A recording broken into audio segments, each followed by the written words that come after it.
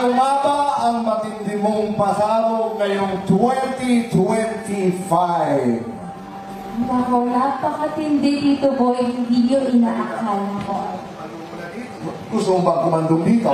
More than that. More than that. More than that. Okay, sige. Anong sasabihin? Antayin nyo na lang po. Pero syempre, besides kung ano nangyayari sa aking private life with Kobe, ayan. Syempre, meron pong bagong teleserye na gagawin na I can't wait to do.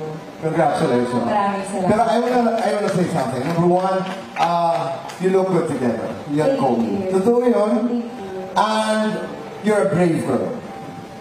Kailangan po. Kailangan yung mga bagay na ini-embrace tayo, yung mga bagay na inaako natin, and you do that with a lot of flair.